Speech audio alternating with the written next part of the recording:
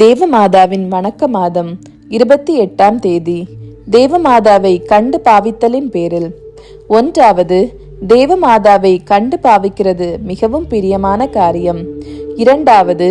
மகிமை உண்டாக்குகிற காரியம். 3. நமக்கு மிகவும் பயனுள்ள காரியம். 1. தேவமாதாவினுடைய சுகிர்த புண்ணியங்களை கண்டு பாவிக்கிறது. அந்த பரமநாயகியை குறித்து செய்யக்கூடியவைகளில் உத்தமமான சுகிர்த பணிவிடையாகும்.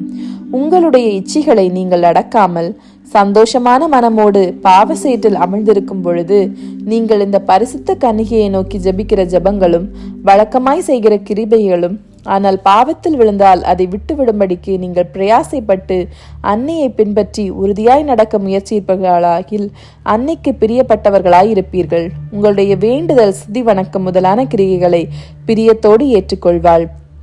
2. தாங்கள் பெற்ற பிள்ளையினுடைய மேன்மையான நடத்தையினாலும் சுகிர்த புண்ணியங்களால் தந்தை தாய்க்கு மகிமை வருகிறதல்லவோ.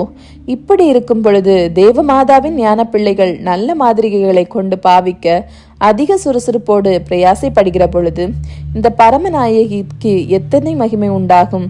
தேவமாதாவை தங்களுடைய தாயாகவும் ஆண்டவளாகவும் ராக்கினியாகவும் வைத்து கொண்டாடி வருகிறவர்கள் எல்லாரும் இவ்வாறு அன்னையுடைய உத்தம மாதிரியை பின்பற்ற முயற்சிப்பீர்களாகில் அன்னையுடைய மகத்துவத்தை பாராட்டி எல்லாரும் பணிவிடைக்காரர் போல ஜெபிப்பார்கள்.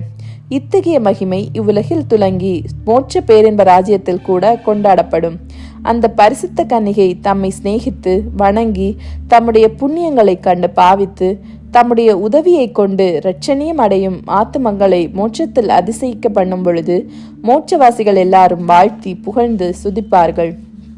நாமும் சகல புண்ணியங்களுக்கும் உத்தமமான மாதிரியா இருக்கிற பரிசுத்த மாதாவை எக்காலத்திலும் கண்டு பாவிக்க கடவோம். 3. தேவமாதாவை நல்ல முறையில் கண்டு பாவிக்கிறது நமக்கு மிகவும் பயனுள்ள காரியமாகும்.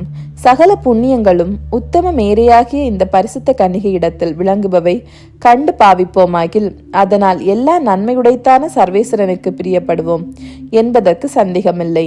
நற்குணமுள்ள பிள்ளையானவன் தன் தாய்க்கு சந்தோஷம் வரும்படியாய் நற்கிரிகைகளை செய்கிறது போல தேவ மாதாவினிடத்தில் பக்தி உள்ளவனின் புண்ணியமானது இந்த பரமநாயகிக்கு பிரியமாய் இருக்கிறதென்று அறிந்து அதை முழு மனதோடு செய்து கொண்டு வருவான். மோட்சராக்கினியோவென்றால் தான் நேசித்து இரட்சணத்துக்கு சேர்க்க விரும்புகிற தம்முடைய பிள்ளைகளை கைவிடாமல் அவர்களை உறுதிப்படுத்தி புண்ணிய வழியில் நடப்பித்து அவர்கள் தங்களுடைய எதிரிகளை வென்று அவர்கள் இரட்சணத்துக்கு சேரும் அளவும் அவர்களை ஆதரித்து காப்பாற்றி கொண்டு வருவாள்.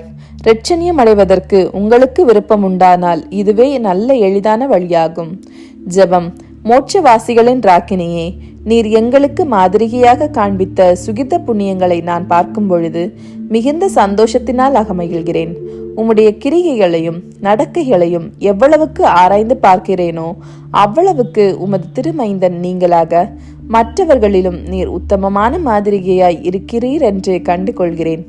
பரிசுத்த கன்னிகையே, நீர் அடைந்த உன்னத சாங்கோபாங்கத்தை நான் அடைய முடியாதென்பது நிச்சயம். ஆகிலும் என் பலவீனத்தினால் முடிந்த அளவு அதில் அபிவிருத்தி அடைய உழைத்து பிரயாசைப்படுவேன். உமக்கு மிகவும் பிரியமுள்ள புண்ணியங்களான மனத்தாழ்ச்சியும் கீழ்ப்படிதலும் தேவ சிநேகமும் அருந்தவமும் காரியங்களின் மட்டில் வெறுப்பும் அடைவதற்கு எனக்கு உதவி அருள்வீர்களாக.